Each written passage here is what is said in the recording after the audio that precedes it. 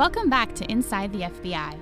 On previous episodes of our podcast, we've explored unsolved cases and investigative wins, shared stories of remarkable teammates, and discussed how to guard against a variety of scams.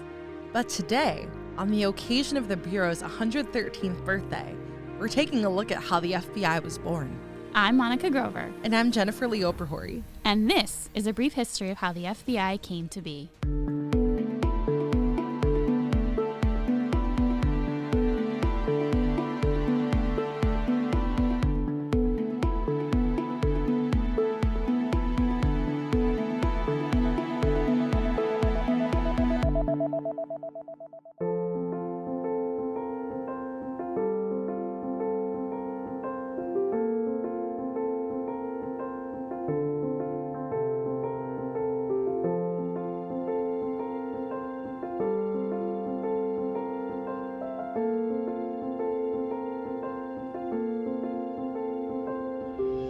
While the Bureau was founded on July 26, 1908, its story technically started decades earlier, in large part through the friendship of two men, Theodore Teddy Roosevelt and Charles Bonaparte.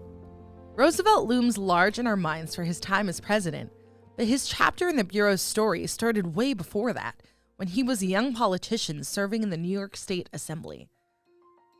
As an assemblyman, he helped get a New York civil service reform law passed. Years later, he was asked to head up the country's Civil Service Commission, where he investigated and rooted out misconduct and laid a foundation for the government to place a higher value on the personal merit of its employees. And while he was making plenty of waves on his own, he crossed paths with Charles Joseph Bonaparte, and the two struck up a friendship for the history books. Charles Bonaparte, who counted the Napoleon Bonaparte among his ancestors, was a Baltimore-born, Harvard-educated lawyer who founded the National Civil Service Reform League, a nonprofit that looked at the efficiency of their government, as well as the Reform League of Baltimore. The two men grew closer in the early 1890s, when Roosevelt made investigative trips to Baltimore, and Bonaparte helped him navigate the intricacies of his hometown. At one point, Roosevelt delivered a report to Congress suggesting that 24 officials in Baltimore be fired for crime and corruption. About a decade later, Teddy Roosevelt's political career took him to the office of vice president, and then, suddenly, to the position of president of the United States following the assassination of William McKinley. While president, Roosevelt recruited his old friend Bonaparte to help him investigate alleged fraud within the U.S. Postal Service and alleged corruption in Indian country. Bonaparte did such a good job that Roosevelt appointed him U.S. Attorney General in 1906. In that role, Bonaparte took on a number of investigations, often busting monopolies, and it didn't take him long to realize he needed backup. Since his agency, the Department of Justice, didn't have in-house detectives, he had to frequently borrow personnel from the Secret Service for support, literally on a case-by-case basis.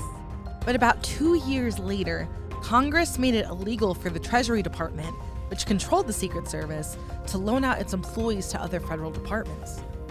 And this put Bonaparte and the Justice Department in a bind.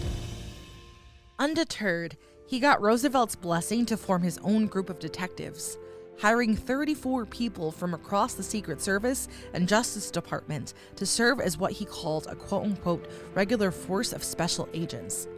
In a memo dated July 26th, Bonaparte directed Department of Justice attorneys to refer most investigative matters to Stanley W. Finch.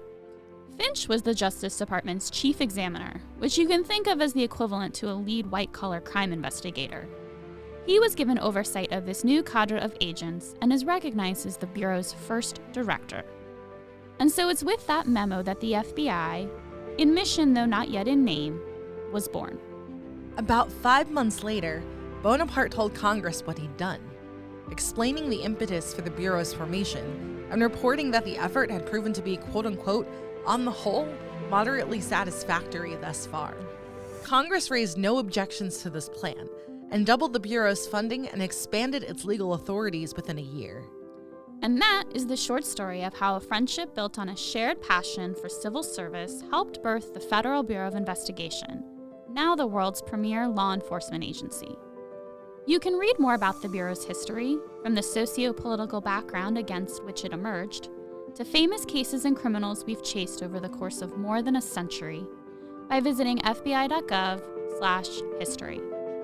But in the meantime, happy birthday, FBI!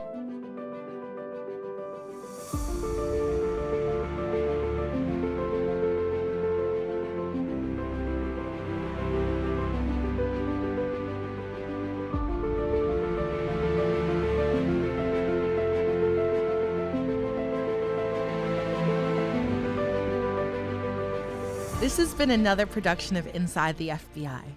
You can follow us on your favorite podcast player, including Spotify, Apple Podcasts, or Google Podcasts.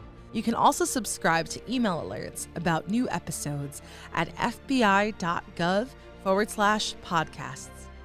I'm Jennifer Lee Oprahori. And I'm Monica Grover. From the FBI's Office of Public Affairs. Thanks again for tuning in.